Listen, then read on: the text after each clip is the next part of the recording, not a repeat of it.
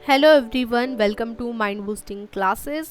तो आज है इंग्लिश स्पीकिंग कोर्स का 8th डे, जिसमें हम सम इम्पॉर्टेंट हेल्पिंग वर्ब्स यानी कुछ महत्वपूर्ण सहायक क्रियाएं जानने वाले हैं।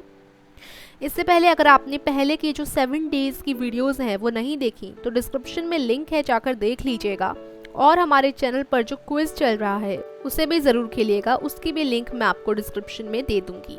और वीडियो के एंड में मैं आपको एक बहुत अच्छे इंग्लिश ऐप के बारे में भी बताने वाली हूँ, तो वीडियो को एंड तक देखिएगा। वीडियो को शुरू करने से पहले अगर आपने चैनल को सब्सक्राइब नहीं किया तो सब्सक्राइब कीजिए और बेल आइकन प्रेस कर दीजिए, जिससे आपको आगे आने वाली वीडियोस की नोटिफिकेशन समय पर मिलती रहेगी। तो चलिए अब 8th डे शुरू करते हैं, जिसमें हम सम इम्पॉर्टेंट हेल्पिंग वर्ब्स जानने वाले हैं, जो कि हैं can, could, may, might, must, ought to, should, would. तो ये सारे हेल्पिंग वर्ब्स हैं। तो अब तक हम 3 टेंसेस के बारे में जान चुके हैं। तो वहाँ भी हमने सहायक क्रियाओं के बारे में बात की थी, तो सहायक क्रियाओं का वहाँ पर भी यूज़ आया था। सहायक क्रियाओं को हम स्पेशल वर्ब्स कहते हैं। स्पेशल वर्ब्स या फिर हेल्पिंग वर्ब्स, आप कुछ भी कह सकते हैं। तो इन हेल्पिंग वर्ब्स का यूज़ भी हमने किया था टेंसेस के बारे में पढ़ते वक्त। तो चलिए अब कुछ और सहायक क्रियाओं यानी हेल्पिंग वर्ब्स का अभ्यास करें। तो कैन और मे ये हेल्पिंग वर्ब्स हैं और दोनों का अर्थ होता है सकना, लेकिन इस सकना के अर्थों में अलग अलग डिफरेंस है, जिसे आप कुछ वाक्य अभी हम नीचे पढ़ेंगे। जब हम उन वाक्यों को समझेंगे तो आप खुद ही समझ जाओगे कि वो क्या फ़र्क है, क्या डिफरेंस है कैन और मे में। कुड जो होता है वो कैन का भूतकाल है, यानी कि पास्ट टेंस है। इसी तरीके से माइट हैव मे का भूतकाल है, यानी पास्ट टेंस है। कुड और वुड से कोई भी सेंटेंस शुरू करने पर रिक्वेस्ट का भाव आता है। तो ये कुछ बातें थी जो हमें समझनी थी। अब हम सेंटेंसेस देखने वाले हैं सभी हेल्पिंग वर्ब्स से। सबसे पहले यहाँ पर कैन के कुछ सेंटेंसेस दे रखे हैं। तो रजनी पूछती है, क्या तुम सितार बजा सकती हो? तो यहाँ इंग्लिश में वो कैसे पूछेगी कैन का यूज़ करके, can you play sitar. Shashi, हाँ मैं बांसुरी भी बजा सकती हूँ। Yes I can play the flute as well, यानी मैं बांसुरी भी बजा सकती हूँ। क्या तुम मेरी पुस्तकें लौटा सकती हो? अब यहाँ पर भी हमें कैन का यूज़ करके सेंटेंसेस बनाने हैं। Can you return my books, क्या तुम मेरी बुक्स रिटर्न यानी लौटा सकती हो। शशि, नहीं मैं वे अभी नहीं लौटा सकती। No I can't return them yet. यहाँ पर ये जो लिखा है कांट, इसका मतलब है कैन नॉट। ये कैन नॉट के शॉर्ट में लिख दिया गया है, इसका मतलब है कैन नॉट। ठीक है। क्या तुम संस्कृत पढ़ सकती हो? Can you read Sanskrit? हाँ यस आई कैन, यानी मैं पढ़ सकती हूँ। तो ये थे कैन वाले सेंटेंसेस। ठीक है। अब हम जानते हैं मे के सेंटेंसेस, जिसमें मे का यूज़ कर रहे हैं हम लोग। क्या मैं अंदर आ सकता हूँ? मे आई कम इन सर। हम परमिशन मांग रहे कि क्या हम आ सकते हैं अंदर? मे आई कम इन सर। हाँ आओ। यस यू मे, यानी तुम आ सकते हो। क्या मैं बाल सभा में सम्मिलित हो सकता हूँ? मे आई अटेंड बाल सभा सर। तो मे का ऐसे यूज़ किया जाता है, मे आई कम इन सर। आप स्कूल में भी बोलते होंगे मे आई कम इन सर या मैम। हाँ बड़ी खुशी से, यस विद ग्रेट प्लेजर या यस ऑफ कोर्स। क्या मैं सुरेश के साथ जा सकता हूँ sir? Sir may I accompany Suresh. नहीं तुम पहले अपना काम पूरा करो। No you better finish your work first, यानी बेटर रहेगा तुम अपना काम पहले फिनिश कर लो। और यहाँ जो वर्ड यूज़ हुआ कंपनी का मतलब, उसका मतलब होता है कि क्या वो सुरेश को ज्वाइन कर सकता है, क्या वो सुरेश के साथ जा सकता है। Sir may I accompany Suresh. ठीक है।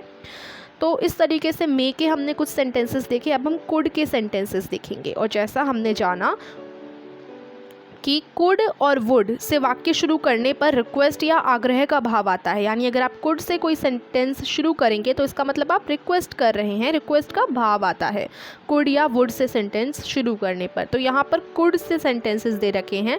क्या तुम वह काम अकेले कर सके? क्या तुम यह काम अकेले कर सके?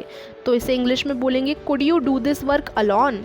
नहीं मैं इसे अकेला नहीं कर सका। No I couldn't. यहाँ पर कुडंट का मतलब है कुड नॉट। ये देखो कुड नॉट को शॉर्ट में इस तरीके से लिख दिया गया है। क्या वह समय पर तुम्हारी मदद कर सकी? Could she help you in time? हाँ, कर सकी। Yes she could. क्या तुम मेरे लिए पानी ला सकते हो? Could you bring me a glass of water? खुशी से यानी विद प्लेजर।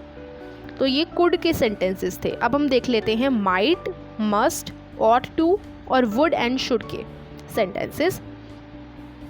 शायद सोहन ने उसकी मदद की। Sohan might have helped him. तो यहाँ शायद उसकी मदद करी, यहाँ शायद का यूज़ है तो माइट उस जगह यूज़ हो रहा है। Sohan might have helped him यानी शायद उसकी मदद करी सोहन ने। ठीक है, शायद वह यहाँ आया होगा। He might have come here.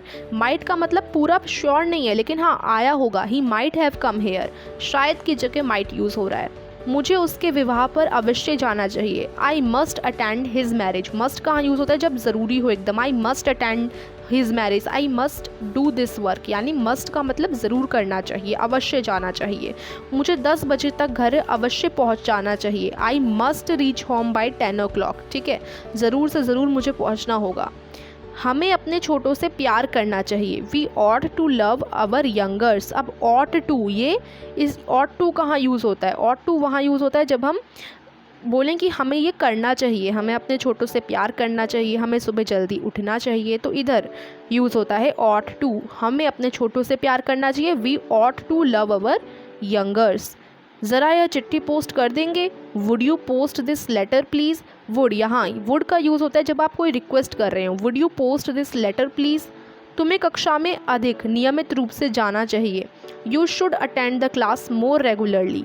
Should यानी मुझे ये काम करना चाहिए। I should brush my teeth. I should attend the class more regularly. ठीक है, तो इधर शुड का मतलब यही है। अब यहाँ देखो, याद रखें, रिमेंबर में भी बहुत इंपॉर्टेंट बातें हमसे कही जाती हैं। Can I walk? May I walk. Can you do this job? May I do this job. Can you sing a song? May I sing a song. तो यहाँ फ़र्क बस इतना है कि यहाँ कैन यूज़ हो रहा है, यहाँ मे यूज़ हो रहा है। अंतर क्या है दोनों सेंटेंसेस में? तो ऊपर दिए गए कैन वाले सेंटेंसेस में शक्ति, समर्था आदि भावों का बोध होता है और मे वाले वाक्यों से अनुमति, आज्ञा मांगने अथवा इच्छा आदि भाव प्रकट करने का। तो देखिए, कैन आई वॉक का अर्थ है कि क्या मुझ में चलने फिरने की शक्ति है। इसी तरह अगर मैं बोलूँ मे आई वॉक तो इसका मतलब है हम इजाज़त मांग रहे हैं। मे आई वॉक तो मैंने आपको पहले ही बताया, जब मे वाले सेंटेंसेस आए थे तो उसका मतलब आप परमिशन मांग रहे हैं किसी से। मे आई कम इन। तो इस जगह मे का यूज़ होता है कि आप कोई इजाज़त मांग रहे हैं। मे आई वॉक का मतलब है क्या मैं सैर कर लूँ। वॉक का मतलब होता है सैर करना या फिर चलना। तो क्या मैं सैर कर लूँ, तो ये परमिशन हम क्या कर रहे हैं? इजाज़त मांग रहे हैं मे का यूज़ करके। लेकिन अगर इसी मे की जगह मैं कैन का यूज़ कर लूँ तो कैन का मतलब होता है हम समर्था आदि भावों का बोध होता है can say. Can I walk का मतलब है कि मुझ में चलने फिरने की शक्ति है। ठीक है, लेकिन मे आई वॉक का मतलब है क्या मैं सैर कर लूँ। तो फ़र्क सिर्फ इतना ही है कि कैन आई वॉक और मे आई वॉक में कि मे लगाने से क्या हो जाता है, एक परमिशन मांगना, अनुमति मांगना, आज्ञा मांगना, ये चीज़ हो जाती है। लेकिन कैन आई वॉक का मतलब होता है कि हम समर्था कर रहे हैं, समर्थता, शक्ति आदि भावों का बोध होता है कैन का यूज़ करने पर। तो देखिए, वैसे तो लोग कहीं कहीं मे के अर्थ में कैन प्रयोग करते हैं, लेकिन यह बोलचाल में चलता है पर उचित नहीं है। ठीक है, सही नहीं है ये, लेकिन बोलचाल में आप मे की जगह कैन भी लगा सकते हो, लेकिन रियल मतलब कैन का अलग और मे का अलग होता है। जैसे कि पहले भी बताया गया है, कुड और माइट शब्द कैन और मे के भूतकाल के रूप हैं। अब यहाँ हम बात कर रहे हैं कुड और माइट की। कुड और माइट क्या है? पास्ट टेंस के रूप हैं कैन और मे के। ठीक है, कैन का भूतकाल है कुड, मे का माइट है। ठीक है, और अगर हम बात करें ऑट और शुड, तो ऑट और शुड का कहाँ प्रयोग होता है? इनका प्रयोग कर्तव्य भाव यानी करना चाहिए को प्रकट करने के लिए किया जाता है कि हमें ऐसा करना चाहिए। यू शुड डू दिस, तुम्हें ऐसा करना चाहिए। ठीक है, we ought to love our youngers. ठीक है, ought to love our youngers यानी हमें अपने छोटों को लव यानी प्यार करना चाहिए। तो जहाँ पर भी करना चाहिए हमें बोलना है तो हम वहाँ शुड या फिर ऑट का यूज़ कर सकते हैं। इन शब्दों के अर्थ को वाक्यों में इनका प्रयोग करके अच्छी तरह समझ लेना चाहिए। जैसे हमने वाक्य तो जान ही लिए हैं, तो आई होप आप समझ गए होंगे। ऑट का यूज़ होता है जब हमें करना चाहिए ये बताना हो। We ought to love our youngers यानी हमें अपने छोटों से प्यार करना चाहिए। You should attend the class more regularly, तुम्हें क्लास को रेगुलरली अटेंड करना चाहिए। तो करना चाहिए के लिए शुड और ऑट का यूज़ होता है। उसके बाद वुड का यूज़ होता है रिक्वेस्ट के लिए। आई मस्ट का यूज़ होता है ज़रूर से ज़रूर, अवश्य हम मुझे जाना चाहिए। I must reach home by 10 o'clock, यानी ज़रूर से ज़रूर मुझे जाना पड़ेगा, अवश्य जाना पड़ेगा, ठीक है।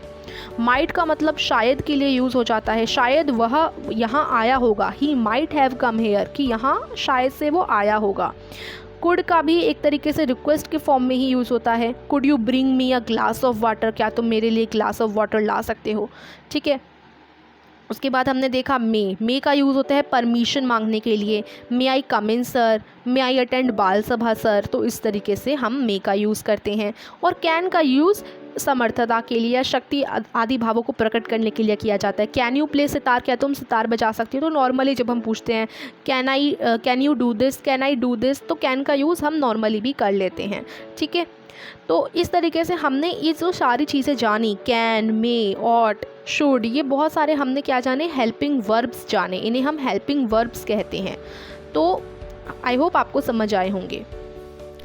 तो अब बारी है उस ऐप के बारे में बताने की। जैसा कि मैंने वीडियो के स्टार्टिंग में बोला था कि एंड में मैं आपको एक बहुत अच्छे इंग्लिश ऐप के बारे में बताने वाली हूँ। तो उस ऐप का नाम है रीड अलोंग, बोलो।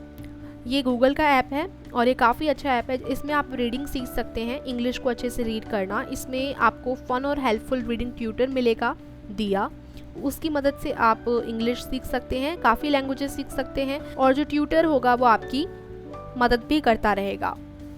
आप डेली हैबिट इसमें बना सकते हैं रीडिंग की, और काफ़ी सारी स्टोरीज़ होती हैं इसमें रीड करने के लिए। इसमें आप गेम्स खेल सकते हैं और स्पेलिंग्स वगैरह लर्न कर सकते हैं और बेटर होते जाएंगे आप हर रोज़। इसमें डेली रिवार्ड्स भी हैं जो कि अनलॉक होते जाएंगे जैसे जैसे आप प्रोग्रेस करते रहेंगे। तो ये एक काफ़ी अच्छा ऐप है, ये आपको प्ले स्टोर पर मिल जाएगा, आप इसे डाउनलोड कर सकते हैं और अपने इंग्लिश को इम्प्रूव कर सकते हैं। सो आई होप ये वीडियो आपके लिए हेल्पफुल रही होगी। तो वीडियो को लाइक कर दीजिएगा, चैनल को सब्सक्राइब कर दीजिएगा। मिलती हूँ जल्द ही आपसे आगे आने वाली वीडियोस में। तब तक के लिए bye bye and thank you for watching.